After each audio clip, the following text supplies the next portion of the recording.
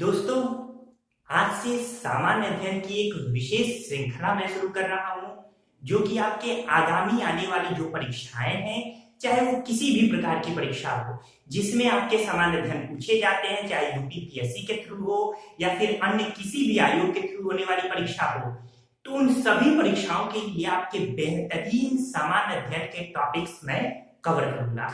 पढ़ने की ये रणनीति होनी चाहिए। अंतिम के 2-4 महीने अगर बचते हैं तो आपको टॉपिक ओरिएंटेड होना चाहिए। प्रत्येक विषय से प्रतिदिन 3-4 टॉपिक लेने चाहिए और उनको बड़े गंभीरता से पूरे डिटेल पढ़ने चाहिए, ताकि वो सीधे आपकी परीक्षा में पूछ लिए जाएं और पूछे जाते भी हैं। जब भी कोई महत्वपूर्ण टॉपिक होता क्या है कि आप बहुत सारा पूरा पढ़ ले, लेकिन अगर उस पूरे आपने 20 टॉपिक पढ़ा और पता चला उसमें 25 टॉपिक और 5 टॉपिक से ही प्रश्न पूछ लिए जाए, जो आपने पढ़ा उससे प्रश्न पूछा ही ना जाए, फिर वो बेकार है।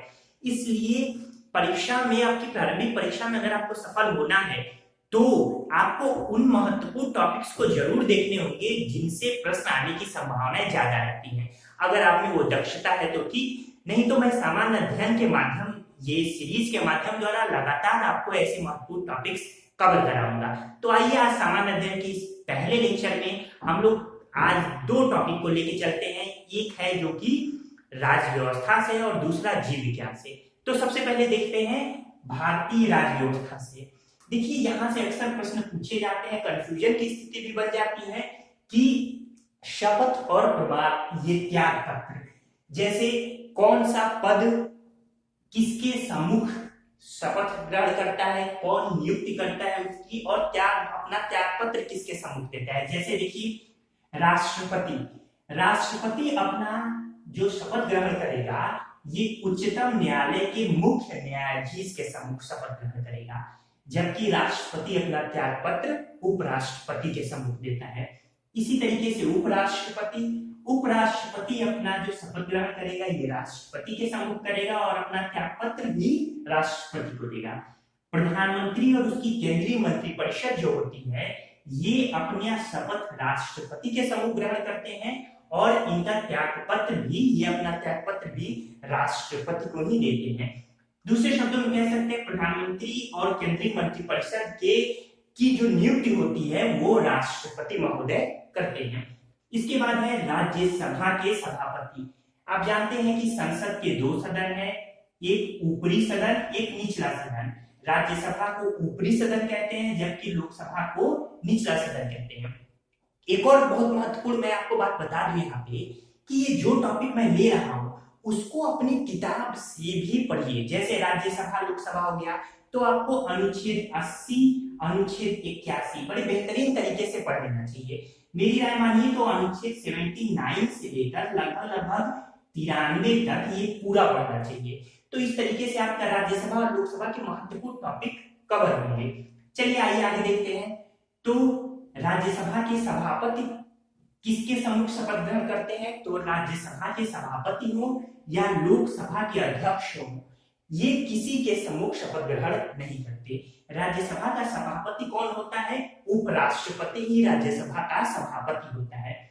लेकिन ये अपना त्याग पत्र, यानी राज्यसभा का सभापति के रूप में त्याग पत्र, ये किसके सम्मुख देगा? ये राष्ट्रपति को देगा। इसी तरीके से राज्यसभा के उपसभापति होते हैं, तो उपसभापति भी अपना शपथ किसी के सम्मुख ग्रहण नहीं करेगा और ये अपना त्यागपत्र सभापति के सम्मुख देगा। इसी तरीके से राज्यसभा के सदस्य क्या है, जो कि राज्यसभा में मनोनीत किए जाते हैं विभिन्न राज्यों से, जिन्हें हम सांसद भी कह सकते हैं राज्यसभा से, तो ये सभापति के सम्मुख अपना शपथ ग्रहण करते हैं और ये अपना त्यागपत्र भी सभापति को देते हैं। इसी तरीके से निचले सदन लोकसभा की बात करें तो लोकसभा अध्यक्ष भी अपना शपथ ग्रहण नहीं करता किसी के सम्मुख, ये लोकसभा उपाध्यक्ष के सम्मुख अपना त्यागपत्र देता है। देखिए, जब भी नवनिर्वाचित लोकसभा गठित होती है, यानी जो सांसद का चुनाव होता है, जिसमें आप ये जानते हैं कि प्रधानमंत्री बनेंगे, उस चुनाव में जो ही चुनाव संपन्न होता है, उसके बाद यथाशीघ्र लोकसभा के अध्यक्ष और उपाध्यक्ष तुरंत बनाए जाते हैं। तो वो कौन बनाए जाते हैं? उन्हीं सदस्यों में से, यानी उन्हीं सांसदों में से सर्वसम्मति से एक व्यक्ति को अध्यक्ष और एक व्यक्ति को उपाध्यक्ष के रूप में चुन लिया जाता है। यही प्रथाएं राज्यों में भी होती है विधानसभा के लिए। तो इस तरीके से लोकसभा अध्यक्ष किसके सम्मुख अपना शपथ ग्रहण करता है, किसी के सम्मुख नहीं, किसे अपना त्याग पत्र देता है तो उपाध्यक्ष के सम्मुख। इसी तरीके से लोकसभा उपाध्यक्ष किसके सम्मुख, किसी के सम्मुख नहीं शपथ ग्रहण करेगा, अपना जो ये त्याग पत्र है ये अध्यक्ष को देगा, लोकसभा अध्यक्ष को। बात करें कि लोकसभा सदस्य यानी जो नवनिर्वाचित सांसद है, इनको पद की और गोपनीयता की शपथ कौन दिलाता है, तो इनको इनके पद की शपथ प्रोटेम स्पीकर दिलाता है। ठीक है, तो प्रोटेम स्पीकर भी महत्वपूर्ण है। प्रोटेम स्पीकर का बस इतना ही काम है कि देखिए प्रोटेम स्पीकर कैसे चुने जाते हैं, जो सबसे सीनियर होता है, जितने सांसद हैं उसमें सबसे सीनियर सांसद जो है, सबसे ज्यादा उम्र जिसकी है, उसको प्रोटेम स्पीकर बनाया जाता है। इसका काम नवनिर्वाचित सदस्यों को शपथ दिलाना है। बस शपथ दिलाने के बाद से या इसका पद जो है ये स्वतः ही समाप्त हो जाता है प्रोटेम स्पीकर का। इसके बाद से प्रोटेम स्पीकर की अगर बात करें तो प्रोटेम स्पीकर को राष्ट्रपति शपथ दिलाता है, यानी प्रोटेम स्पीकर की नियुक्ति कौन करता है, राष्ट्रपति। यानी जो नवनिर्वाचित ये जो टोटल सांसद है ये अपने में से सीनियर को चुनते हैं और राष्ट्रपति के सम्मुख ये अपना शपथ ग्रहण करता है। यानी हम ये कह सकते हैं कि प्रोटेम स्पीकर की नियुक्ति राष्ट्रपति करते हैं। क्लियर है, जबकि उसका पद स्वतः समाप्त हो जाता है और जो सीनियर मोस्ट है, ध्यान रखिएगा, वही प्रोटेम स्पीकर बनेगा। तो इस तरीके से जो सांसद है ये समझ गए कि नवनिर्वाचित सांसदों की नियुक्ति कौन करता है, यानी शपथ कौन ग्रहण कराता है, प्रोटेम स्पीकर। और ये जो सांसद है यानी लोकसभा के सदस्य हैं, इन्हें अपना त्याग पत्र देना होगा, तो ये लोकसभा अध्यक्ष के सम्मुख देंगे। चलिए, इसके बाद है राज्यपाल। राज्यपाल को शपथ उच्च न्यायालय के मुख्य न्यायाधीश दिलाते हैं। अगर ये न हो तो जो भी वरिष्ठ न्यायाधीश उच्च न्यायालय का वो शपथ दिलाएगा।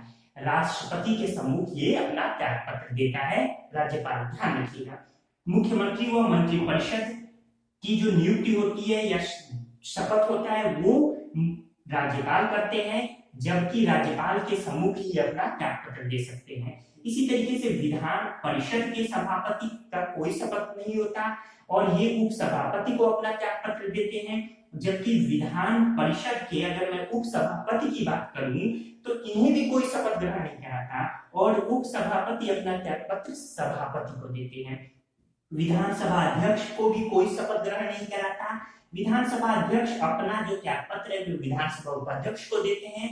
इसी तरीके से विधानसभा उपाध्यक्ष को भी कोई शपथ ग्रहण नहीं कराता और ये अपना त्याग पत्र विधानसभा अध्यक्ष को देते हैं। क्लियर है, चलिए, विधानसभा के जो सदस्य हैं जिन्हें आप विधायक के रूप में जानते हैं राज्यों में, उन्हें जैसे यहाँ प्रोटेम स्पीकर है केंद्र में यानी संसद में, वैसे ही विधानसभा में भी एक प्रोटेम स्पीकर होते हैं। तो विधायकों को यही प्रोटेम स्पीकर शपथ ग्रहण कराते हैं, जो कि विधानसभा अध्यक्ष के सामने ये विधायक अपना त्याग पत्र दे सकते हैं। इसी तरीके से सुप्रीम कोर्ट के मुख्य जो न्यायाधीश हैं और अन्य न्यायाधीश हैं सुप्रीम कोर्ट के यानी उच्चतम न्यायालय के, ये किसके सम्मुख अपना शपथ ग्रहण करते हैं, तो ये राष्ट्रपति के सम्मुख अपना शपथ ग्रहण करते हैं। और ये किसे त्याग पत्र देते हैं, तो राष्ट्रपति के, चाहे वो मुख्य न्यायाधीश हो चाहे वो अन्य न्यायाधीश हो।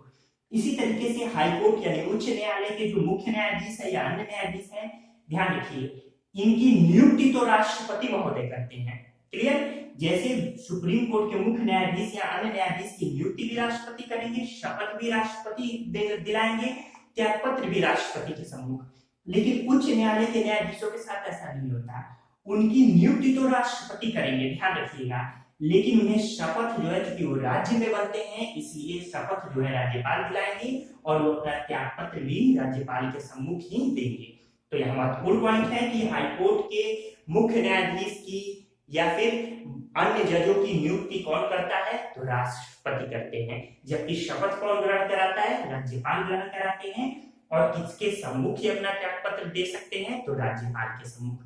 तो दोस्तों यहाँ से प्रश्न पूछे जाते हैं, आप स्क्रीनशॉट ले सकते हैं। ये अक्सर कंफ्यूजन की स्थिति बनी रहती है विद्यार्थियों के बीच, तो इस कंफ्यूजन को यहाँ मैंने दूर किया है। बड़ा ही महत्वपूर्ण टॉपिक था। तो आज का ये संविधान का पहला टॉपिक बड़ा ही अच्छा टॉपिक रहा। उम्मीद है ये टॉपिक आपको पसंद आया होगा। आइए अब हम जीव विज्ञान की तरफ बढ़ते हैं। आज हम जीव विज्ञान के दो ऐसे टॉपिक को लेते हैं जहां से छोटे छोटे प्रीलिम्स टाइप के क्वेश्चंस बनते हैं। सबसे पहले मैं भूमिका बता दूं, जीव विज्ञान यानी बायोलॉजी। बायोलॉजी बायोस और लोगस इन दो शब्दों से मिलकर बना है। बायोस का मतलब लाइफ, लोगस का मतलब स्टडी। तो study of life is known as biology या बायोलॉजी।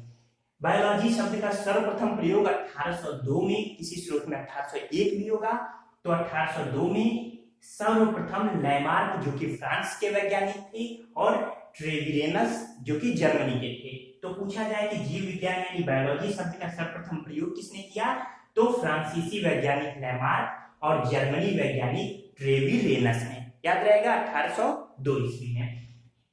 जीव विज्ञान की दो शाखाएं हैं, जंतु विज्ञान यानी जूलॉजी और वनस्पति विज्ञान यानी बॉटनी।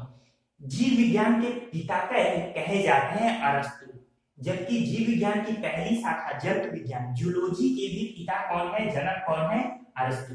इनकी पुस्तक है हिस्टोरिया एनिमेलियम। हिस्टोरिया एनिमेलियम पुस्तक में 500 विभिन्न प्रकार के जंतुओं का उल्लेख किया है अरस्तु ने। इसी तरीके से दूसरी शाखा है वनस्पति विज्ञान यानी बॉटनी। वनस्पति विज्ञान के जनक यानी पिता कौन कहे जाते हैं, थियोफ्रेस्टस। याद रहेगा, थियोफ्रेस्टस कहे जाते हैं। इन्होंने अपनी पुस्तक हिस्टोरिया प्लेंटारम में 500 विभिन्न वनस्पतियों का उल्लेख किया है। तो इस तरीके से जीव विज्ञान के पिता अरस्तु, जंतु विज्ञान के पिता भी अरस्तु, वनस्पति विज्ञान के पिता थियोफ्रेस्टस। हिस्टोरिया एनिमेलिया किसकी पुस्तक है, अरस्तु की। हिस्टोरिया प्लेंटारम किसकी पुस्तक है, थियोफ्रेस्ट की। जीव विज्ञान यानी बायोलॉजी शब्द का सर्वप्रथम प्रयोग किसने किया था, फ्रांसीसी वैज्ञानिक लैमार्क और जर्मनी वैज्ञानिक ट्रेविरेनस ने। याद रहेगा। चलिए दोस्तों, तो ये एक भूमिका रही। प्रीलिम्स के क्वेश्चन जनक के रूप में कभी कभी छोटी बड़ी एग्जाम में पूछे जाते हैं। तीसरा टॉपिक आज का है जीव विज्ञान की शाखाएं। जीव विज्ञान की कुछ महत्वपूर्ण शाखाएं और उनके जनक देख लेते हैं। यहां से भी मैचिंग में प्रश्न पूछे जा सकते हैं। आनुवंशिकी के जनक कौन थे, ग्रेगर जॉन मेंडल। कोशिका विज्ञान के जनक रॉबर्ट हुक। चिकित्सा शास्त्र के हिप्पोक्रेट्स। सूक्ष्म जीव विज्ञान यानी माइक्रोबायोलॉजी के लुई पाश्चर। प्रतिरक्षा विज्ञान एडवर्ड जेनर। भारतीय पारिस्थितिकी के जनक आर मिश्रा। भारतीय शैल विज्ञान के जनक एमओपी आयंगर। कवक विज्ञान के जनक यानी कवक की खोज किसने की थी, माइकेली ने की थी। वर्गीकी के जनक कौन कहे जाते हैं, इन्हें आधुनिक वनस्पति विज्ञान का भी जनक कहा जाता है, लिनियस। याद रहेगा, वर्गीकी या आधुनिक वनस्पति विज्ञान के जनक लिनियस। इसी तरह जीवाणु विज्ञान के जनक या जीवाणु की खोज किसने की थी, ल्यूवेनहॉक ने की थी। क्या नाम है, ल्यूवेनहॉक। तो ये सब भी पूछे जाते हैं। यहाँ मुझे उम्मीद है कि आपको समझ में आया होगा। देखिए, धीरे धीरे हम जब सामान्य अध्ययन में आगे बढ़ेंगे तो सबका डिटेल मैं आपको बताऊंगा, पूरा डिटेल बताऊंगा, आप घबराइए ना। चलिए, फिलहाल प्रीलिम्स के पॉइंट ऑफ व्यू से इसको कंठस्थ करते रहिए, दिमाग में बैठाते रहिए। अब देखिए, आज का ये चौथा और अंतिम टॉपिक है जंतु। कौन से जंतु अपने शरीर के किस अंग द्वारा श्वास लेते हैं। मनुष्य, शेर, गाय, सर्प, छिपकली, पक्षी, ये सभी फेफड़ों द्वारा यानी फुफ्फुस द्वारा सांस लेते हैं। इसी तरीके से मक्खी, कॉकरोच व अन्य कीट जो हैं वो वातक यानी ट्रैकिया द्वारा सांस लेते हैं। ये जो विंडिंग जो है, यानी यूं कहिए कि जो श्वास यहाँ से आ रही है जा रही है, तो इसके द्वारा, इसी को कहते हैं वातक यानी ट्रैकिया द्वारा श्वास लेते हैं। केचुआ जो है अपनी त्वचा द्वारा, त्वचा उसकी चिकनी और मुलायम होती है, तो केचुआ अपनी त्वचा द्वारा श्वास लेता है। मेढक फेफड़े व त्वचा दोनों द्वारा सांस लेता है, जबकि मछली और ऑक्टोपस ये गिल्स यानी प्लोम द्वारा सांस लेते हैं। व्हेल और डॉल्फिन ये फेफड़ों द्वारा, नासा छिद्र यानी नाक की जो छिद्र है नासा छिद्र द्वारा, और वात छिद्र द्वारा श्वास लेते हैं। तो ये यहाँ से अक्सर ये जो पूछे जाते हैं महत्वपूर्ण, उनका मैंने जिक्र किया, तो इसे याद कर लीजिएगा, कंठस्थ कर लीजिएगा। उम्मीद है आपको ये लेक्चर पसंद आया होगा। अगर आप हमारे चैनल पे नए हैं तो चैनल को सब्सक्राइब तो कर दीजिए, क्योंकि मुझे उम्मीद है वीडियो तो पसंद आया ही होगा आपको। और लाइक का बटन दबाना आप तक क्यों भूले हैं, उसे भी लाइक का बटन प्रेस कर दीजिए। जी हाँ, एक और बात, सब्सक्राइब करते समय नोटिफिकेशन ऑल कर दीजिएगा, ताकि जो बेल बटन है, घंटी है, उसे ऑल कर दीजिएगा, ताकि इसकी जो भी नोटिफिकेशन है आपको मिलती रहे। ठीक है दोस्तों, अपनी तैयारी जारी रखिए कि आपकी जो आने वाली परीक्षाएं हैं उसकी तैयारी कैसे करें। इसके लिए मैंने वीडियो बनाया है, कई वीडियो आप तक प्रेषित हुए हैं, जिसका लिंक आपके डिस्क्रिप्शन बॉक्स में वीडियो के आखिर में भी मिल जाएगा। तो ठीक है दोस्तों, अपना ध्यान रखिए। नमस्कार।